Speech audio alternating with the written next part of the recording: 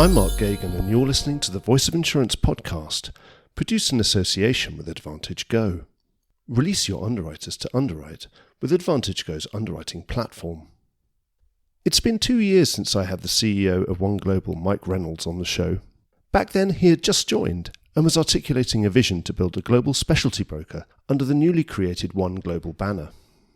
They always say that no battle plan survives the first shots of war, so I was really keen to find out how the business had executed on its plan and how it may have iterated its vision in that time. In that 24-month period, the specialist broking world has seen more than its fair share of M&A activity, and I wanted to put that into context. I found Mike on top form, and incredibly candid and lucid about the market and exactly where he sees Oneglobal fitting into it. He outlined the business's organic build and how some of the firm's early investments are starting to pay off. Our chat contained some great discussions, not least about sky-high broker valuations and intermediaries' sometimes difficult relationships with the public markets. But we also spoke about ESG, culture change, technological reform, and team building and broking culture, to name just a very few. Brokers are often run by visionaries who need someone else to come and make the vision work to the best of its potential. Mike brings a CEO's strong vision, but tempered with a CFO's practical experience. And in our sector, that's quite a rare phenomenon. That's why I commend this episode to anyone who really wants to learn how to build a specialty broker in today's market. Enjoy the podcast. This episode is supported by Oxbow Partners. Oxbow Partners is a management consulting business specialising in the London, Bermuda and European insurance and reinsurance markets. In fact, in 2021 and 2022, they were named one of the top 10 consultancies in the sector by the Financial Times.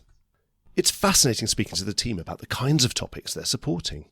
Helping reinsurers take a strategic view of their operating models, designing smart follow syndicates in the Lloyd's market, and developing ESG responses. The company's strapline talks about giving executives a fresh perspective. So if you're keen to understand the challenges and opportunities coming down the track for your business, I'd recommend giving the team at Oxbow Partners a call. Well, Mike, welcome back to the Voice of Insurance. Thanks, Mark. Good to see you again. I was just checking up on the first podcast we did. It was just over 2 years ago now, episode 34.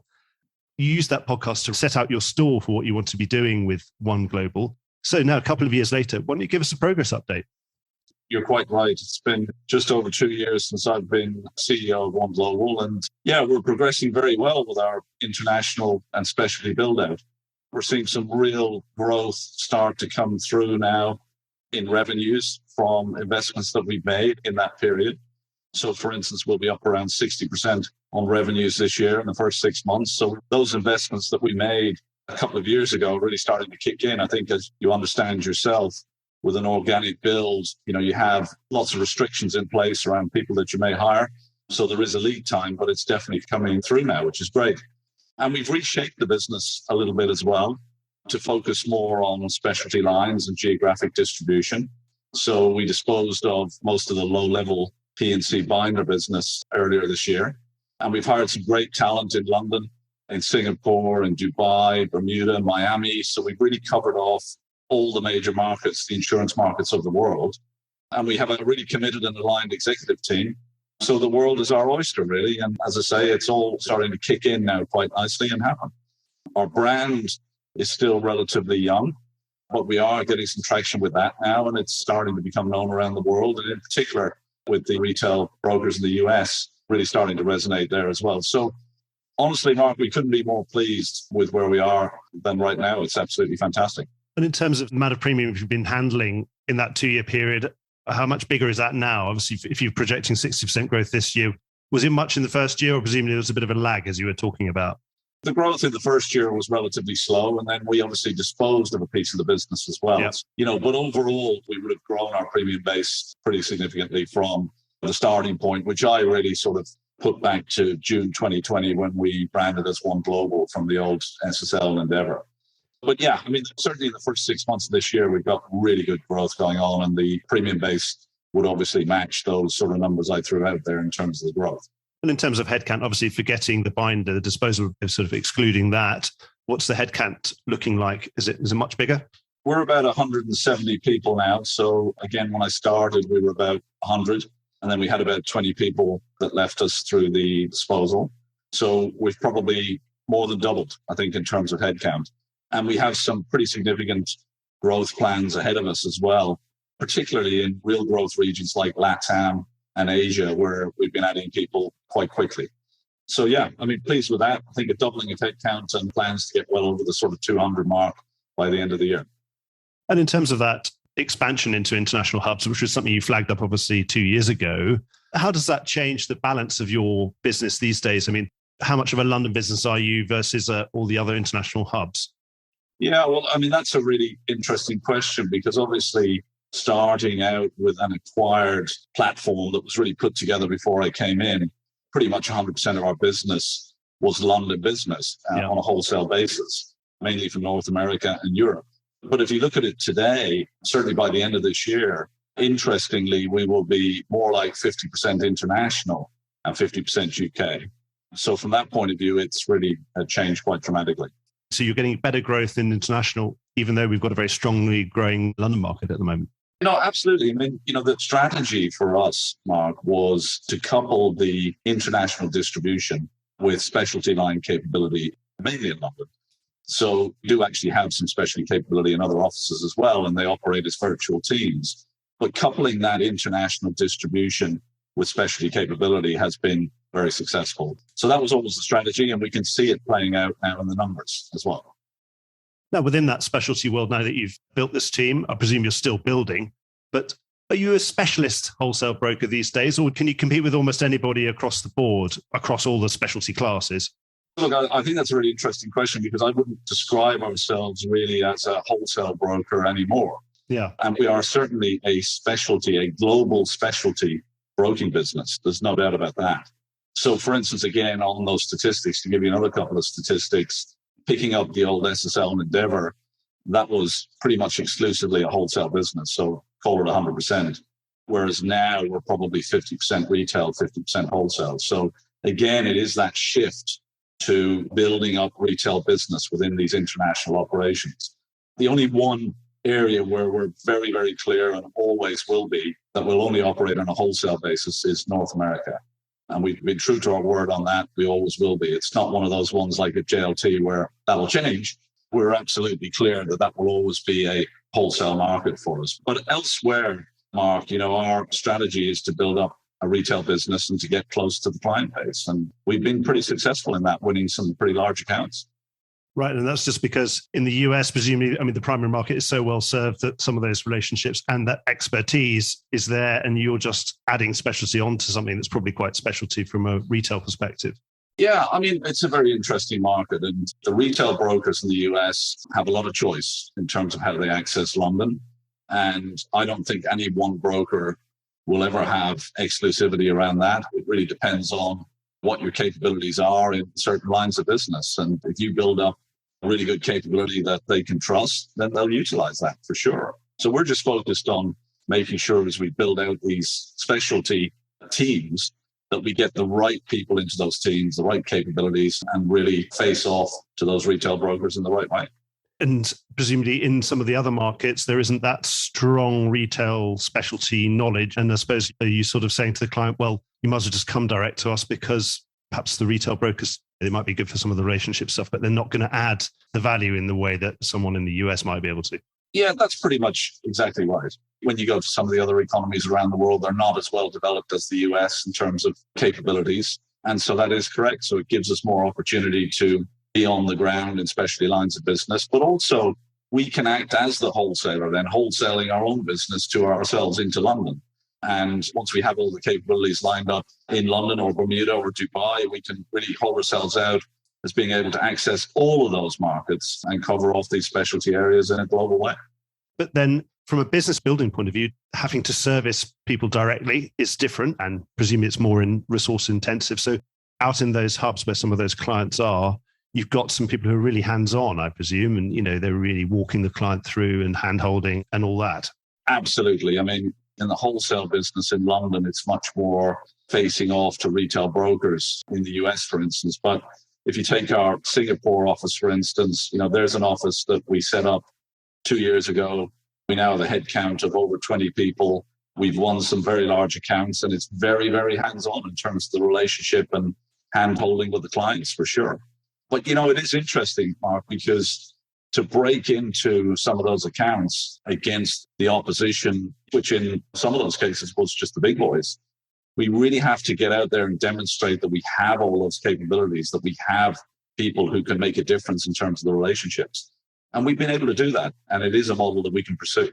I suppose it's a longer term vision, isn't it? It's not something you can get the returns as quickly as you might be able to with wholesale. Yes, it is. And also, I would say that building out a brokerage firm on an organic basis, again, is a longer term vision. You can go out and do a roll up and acquire 3 companies and put them together and create returns, I think, quite quickly. There's also quite a bit of risk involved in that. But our model is definitely much more of a build it from the ground up model. And that takes a little bit of time.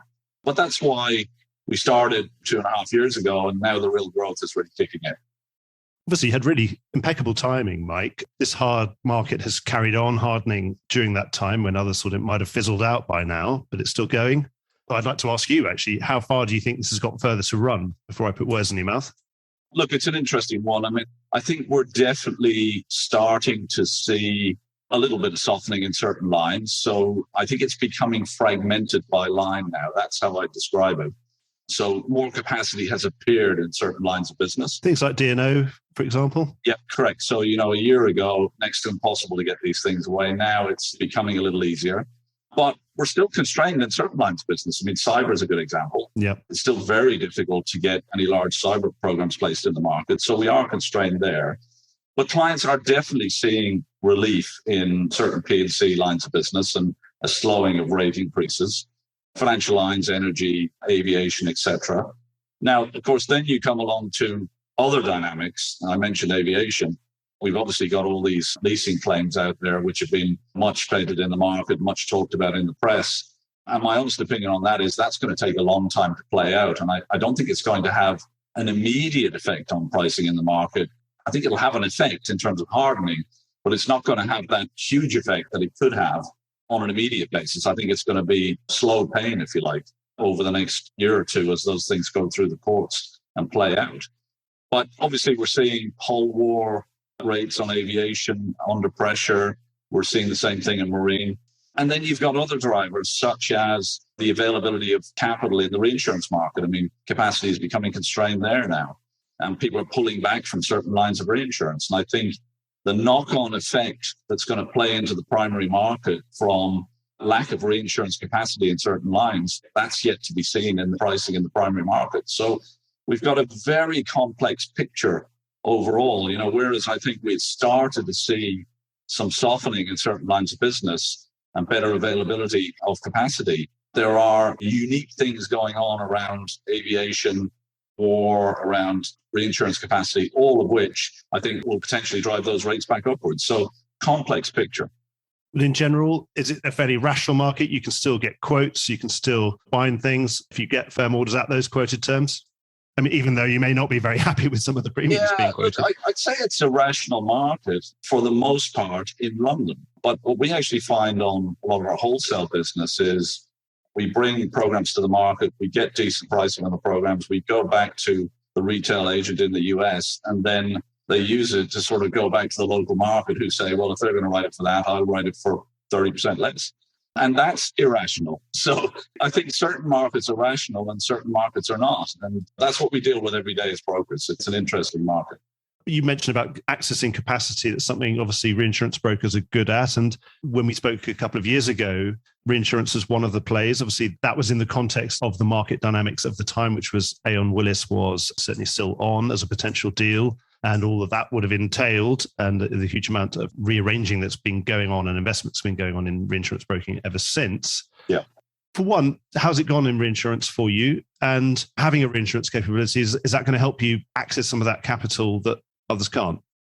Firstly, I think I was very clear up front that the reinsurance strategy would follow the specialty strategy. And so we really felt like we had to get size and scale within our global specialty business before we took on the reinsurance side. So we focused mainly on the facultative side in reinsurance so far, and we haven't made any ventures really into treaty.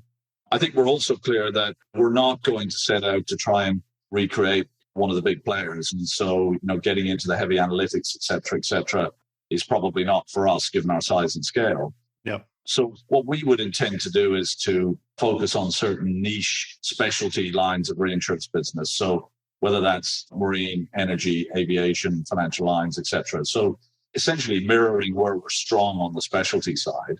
And we still think that that can be done. There will be opportunities to do that. There will be dislocation from all of these deals. I mean, I think you're still seeing the remnants of the dislocation from the JLT Marsh deal. And, a lot of them are on retentions, which come up this year as well. And so I think there'll be some more personnel dislodged. And then obviously you've got Howden Tiger and everything else, which was all hitting the news in the last couple of weeks. So look, we will certainly do something on the reinsurance side, but we're not in a rush right now. And it will be in niche specialty areas with interesting players, I think, that we can access there. So you're not doing something big that might worry all those big competitors, that they can probably leave you alone to your particular specialist niches? We're not looking for world domination. We're going to stick to our knitting, if you like, and focus on the things that we feel we're good at. Talking about broker consolidation, it does seem to have been particularly acute and things go in waves, and it feels like we're at the crest of a wave. But that's usually the point where the wave that you're on gets crested by an even bigger one. Certainly through my career, it feels like one of those moments when some of these really epoch-defining deals are being done, but also because people are happy to pay very big multiples at the top of those waves. Do you think those sort of multiples that are being paid, not usually being confirmed, obviously they're mostly private deals, but confirmed by some of my former colleagues in the press, do you think they're sustainable? I think it's a great question, and we've seen some eye-watering multiples being paid. I mean, what I always find quite fascinating about that, I mean, having had my roots in the CFO roles and been involved in a lot of these deals, everybody focuses on the multiple, but they forget to focus on what it's being multiplied by. And quite frankly, it is interesting in one of those recent very large deals that's been in the press, the multiple of 18x is being quoted, but actually that will be on an adjusted run rate EBITDA. If you really looked at the historical EBITDA and really look at the multiple, it's probably going to be much more like 25x or something like that. And that is eye-watering. But look, is it sustainable? I mean, it's such an interesting question because to my mind, you can't answer that question generically, okay? If you are buying really high quality platforms, and if you are confident that you can hold it together in terms of retention of the personnel, and if you're confident that it's really going to add to your strategy, then you can pay a high multiple. And it will work. And actually, if you go back in history and look at how Aon was built, back then everybody was saying, oh my God, look at the multiples that are being paid for all these businesses across Europe and elsewhere. And, at the end of the day, that worked pretty well. So, it's an interesting one. But, there will be mistakes as well, Mark. There will be people who go out there and pay very high multiples and they can't hold the business together. And that will be a problem. I suppose if you're buying that growth, say you're buying something that grows at 15% organically every year, then that does double in value every 5 years. So you'd probably think, well, I won't look at the multiple. I'm paying a high multiple for high growth at the same time. I would specifically quote the sort of Howden Tiger deal because for me it resonates because it's sort of recreating JLT Re.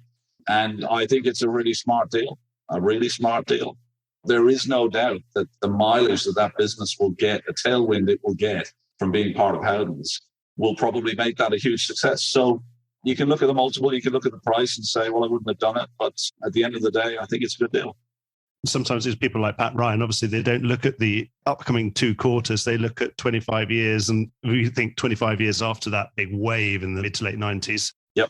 No one's going to say, oh, building Aon was a bad idea, particularly when you see the stock performance over the last 15. Mark, I left Aon in 2009. The share price was pretty tiny at that point in time. It was probably gone up, 8, 9x by now. So you can't argue with that.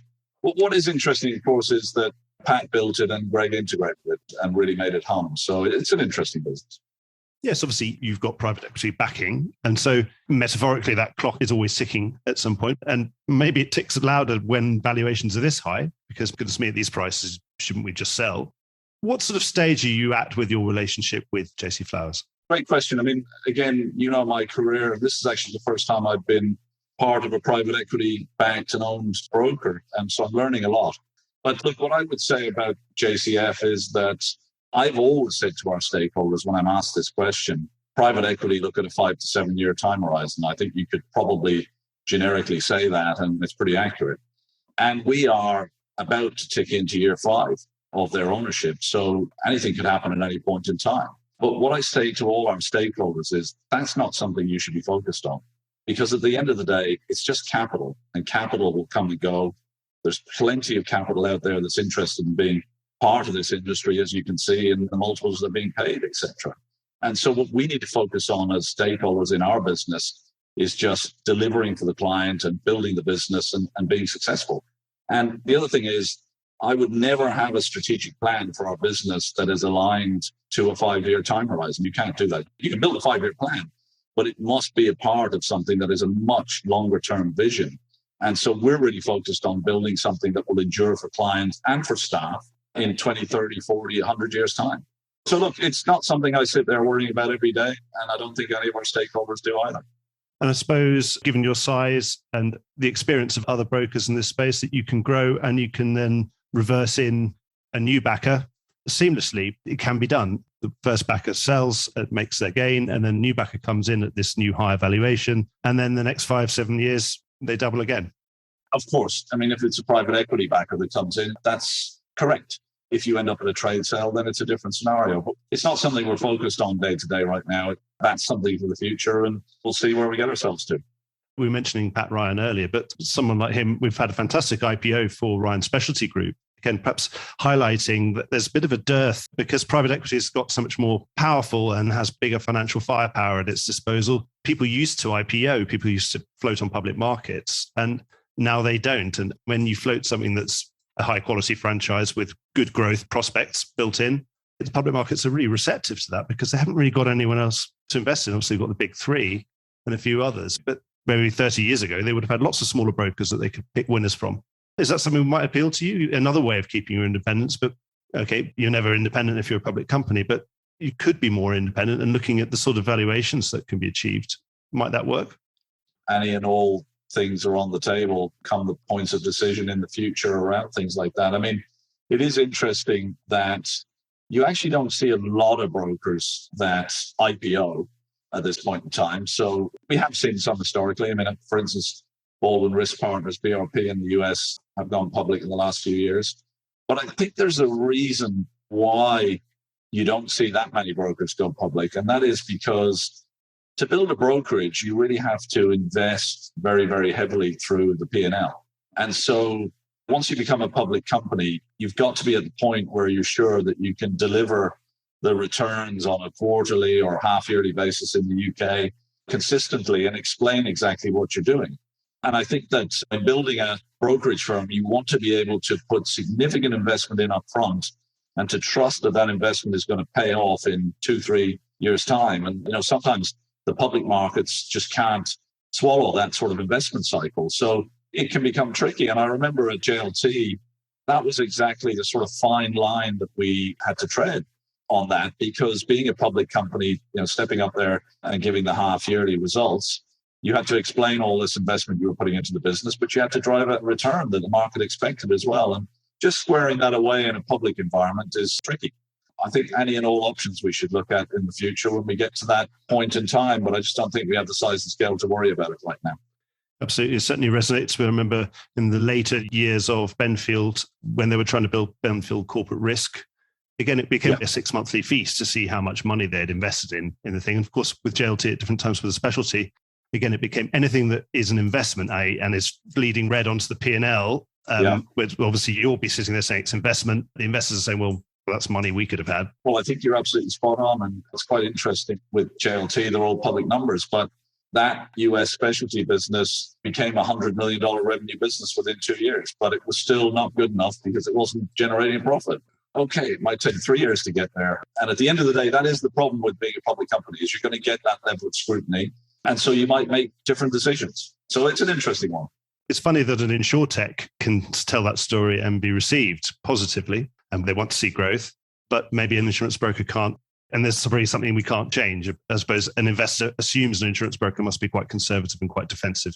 Again, it's interesting because I think if you made that comment 3-4 years ago, you'd be absolutely spot on. I mean, insurtech, if you did anything in the insurtech space, anything with data and analytics, it was wow straight away. But how many of them have really worked very well? Can you name many that have really worked very, very well? No. And so now I think the attitude to that is a little more cynical. And that's probably right. You need to have a look at the business model. You really need to probe it and figure out whether it is something that is going to generate value for clients and for people and for shareholders, frankly. Well, Mike, while I've got you on the line, I want to pick your considerable brains about some of these big things that have been happening in the last couple of years since we last spoke. One of the things that's been really interesting me is this explosion in hybrid / fronting carriers, servicing MGAs and sort of often acting as a conduit, connecting them if they can directly to quite long-term reinsurance capital. What do you make of all of that? And we've seen some really big numbers, businesses like Brandon Quilter with Accredited posting, $1 billion from almost nothing, from a standing start, $1 billion of GWP handled. What do you make of all this? Is there something really big going on, or is it something cyclical? Great question. I mean, first of all, I wish I was building an underwriter because you can write GWP very easily.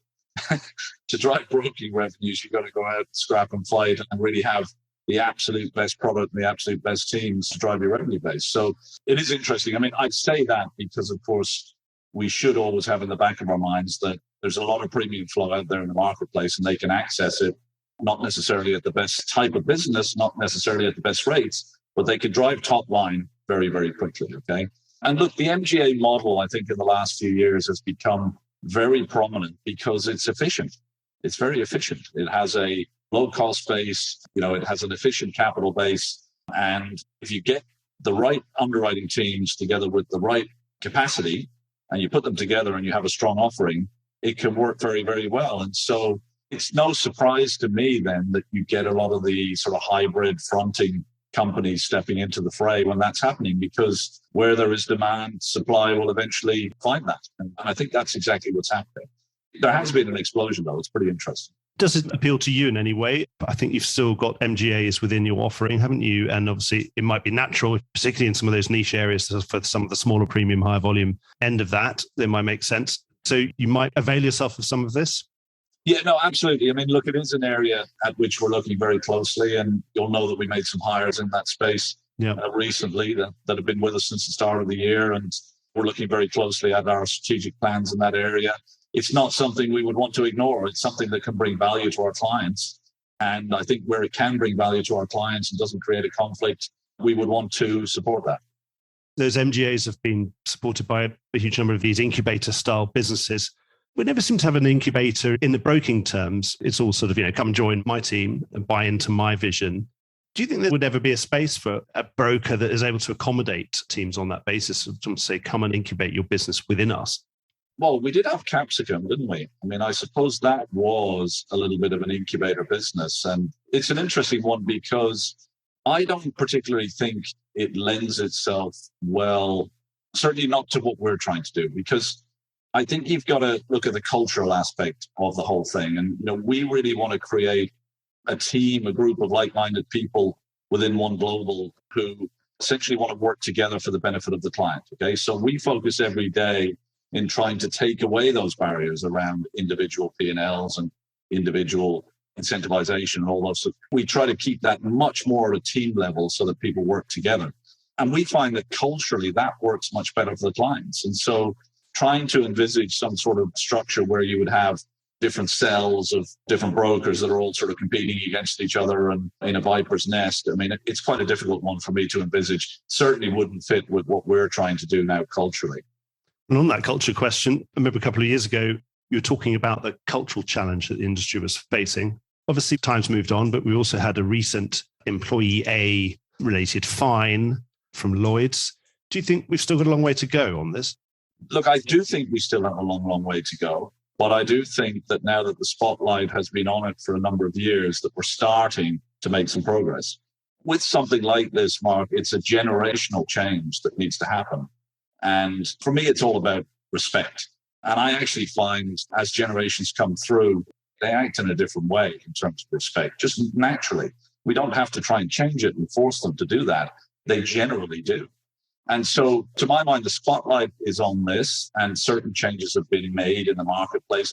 They're hard to see because they go slowly. Everything shifts quite slowly. But I suppose if I challenge you to just look at how business is done today and then reflect back in your own mind to 10 years ago and draw a line, you'll really see a big difference when you look at it in that fashion rather than the creeping change that you see every day. And look, sometimes we utilize things like quotas in relation to diversity, whether it's gender diversity or whatever it is. And sometimes when you do that, the pendulum swings too far the other way. So it's a very, very tricky thing to change. And particularly in relation to gender diversity in our business, we really struggle with it because I think that we have to go right down through the business and look at the things that are causing female members of staff to leave the workforce and not make their way through to the top of organizations. And so we are seeing much more progressive policies and procedures taking place within firms to try to neutralize that a little bit. For instance, the sharing of maternity leave, paternity leave, and parental leave, and all those things. I think those are the sorts of things we need to focus on, and they won't change the dial instantly. It's going to take time. But the fact that the spotlight has been shone on, I think everybody's had to step up and take notice and try to move the dial on it. And I think we will get to the right spot, but it's going to take time. I suppose everybody of our age and older knows that they can't behave exactly the same way that they would have done 25 years ago. I suppose that's obvious, and that is progress, isn't it? I find just by interacting with 20, 25-year-old people that we're hiring into our business, they just act and think and talk in a very different way. It's funny because I've always thought my parents were very old and they never understood what we do. And of course, now I can see that they weren't really. They just were a different generation, and we're a different generation to these 21, 22-year-olds. But all of those things, I think, combine and meld within a company to create a culture. And there's no doubt there's been some stuff that's gone on within our market that is just not acceptable, frankly. And these things have to be stamped out. But to me, it's much more about getting this gradual cultural change to happen within businesses. And I think it's slowly happened. I suppose we're never going to be able to stamp out bad behavior. I mean, because that would be wonderful to stamp out all evil everywhere, but that is probably unlikely to happen. I don't think it's within our powers, really. No. So we can but try. In 2020, you were really enthusiastic about all the prospects for London market reform. Do you think we've made enough progress since then? This is more on the technological side. Frankly, no. I don't think we've made enough progress. We did take a leap forward really through COVID, but not necessarily in terms of technological platforms, but in terms of people just instantly having to use technology as a marketplace. I think we took a quantum leap forward in relation to that. That's been helpful. But I still think the market is very fragmented in terms of systems.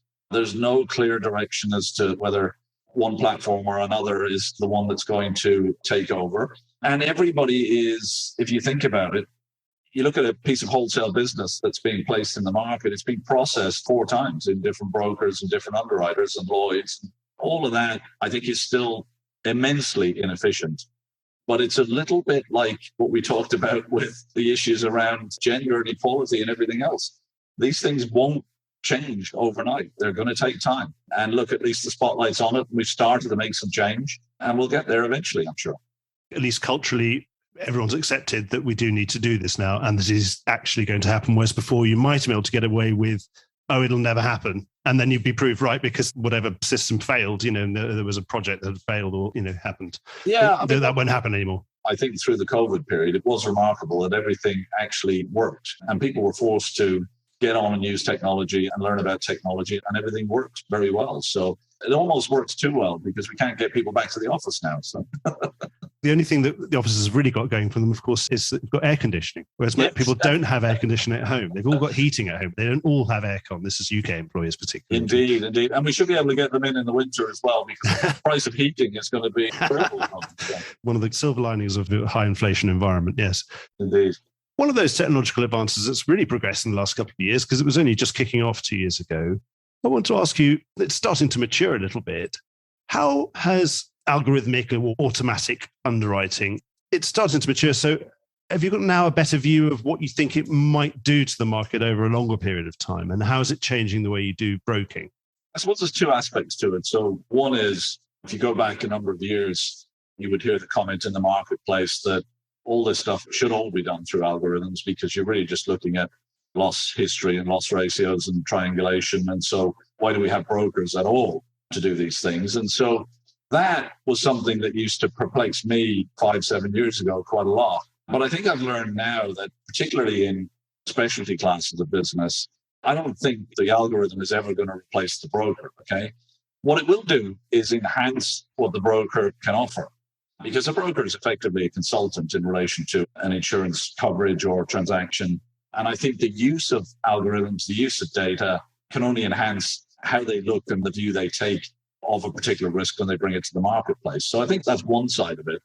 I do think that we have seen, particularly in the US, just exclusively algorithmic underwriters. And I'm not sure they've all worked very well. So I think we've sort of gone through that period where it's been tested quite a lot. And I would say there's no doubt that data and analytics and algorithms bring a lot to the broking process and really help in terms of placements.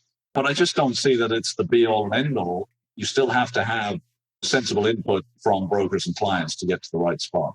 And I suppose given where you're playing, you're less likely to have the sort of volumes where you can bring meaningful portfolios together that would interest one of these sort of new entities.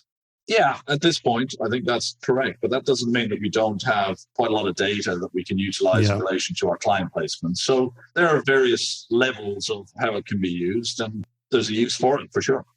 Well, another thing that's absolutely exploded in the last 2 years has been the 3-letter acronym ESG. And with a lot more talk about net zero since COP26 happened.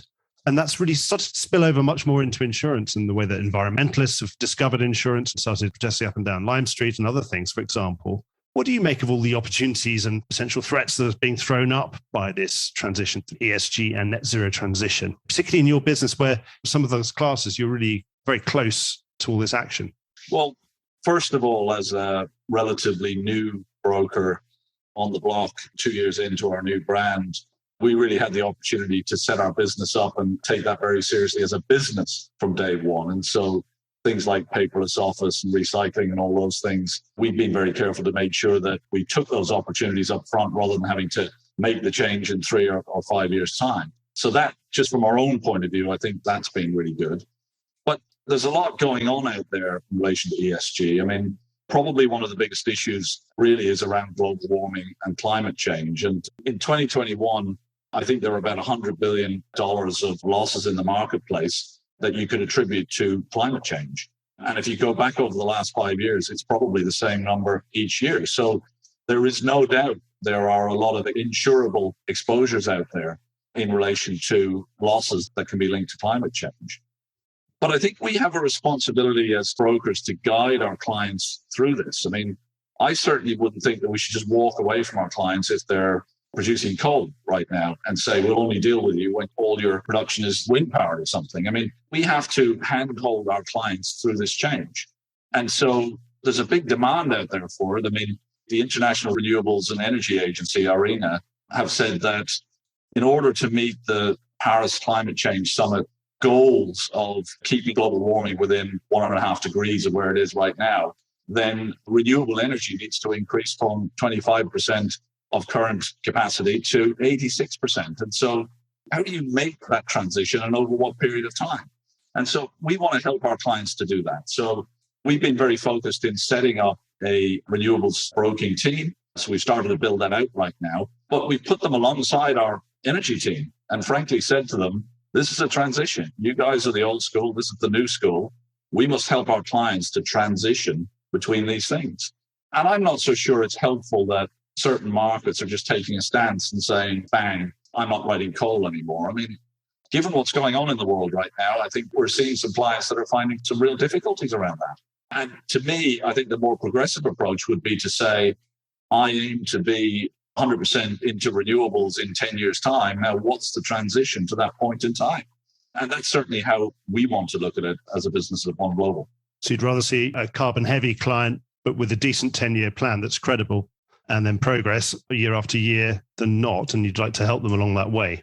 Well, yes. And I'm never going to walk away from my client when they're in their hour of need. And so right now, we'll try to help them and we'll try to transition them through this changing marketplace. But yes, we do want to see what are their plans around getting to a better place in the future, for sure.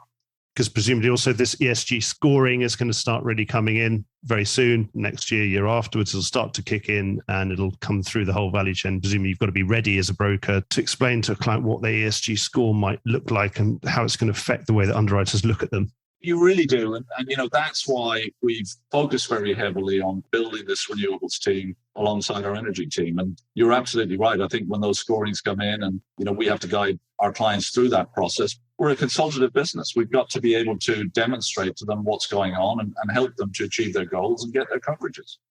Well, Mike, thank you so much for your time. Let's make sure we'll check in before another 2 years have elapsed for our next encounter. But thank you so much for your time. And obviously, who knows, with that clock ticking, maybe another corporate activity may have happened between now and then. So good luck with your build and come back for a progress update very soon. Well, thank you, Mark. And look, it's incredible to think that 2 years have passed since our last discussion, because it seems like yesterday. And I'm sure when we talk again, it will be a similar feeling. But look, a lot going on in the world, and we just want to focus on our clients and make sure that we can help them and guide them through these tough times. I'm sure that will always stand you in good stead, Mike. So good luck. Thank you, Mark. Well, I hope you enjoyed today's episode. If you did, don't forget to subscribe or leave a like or a review or recommendation on whatever podcast platform you used to access this program. These really help get the word out. Before we go, just a quick reminder that advertising slots are available here and in other places in the Voice of Insurance podcasts. Podcasting is the fastest growing medium and attracts a high quality audience of key decision makers.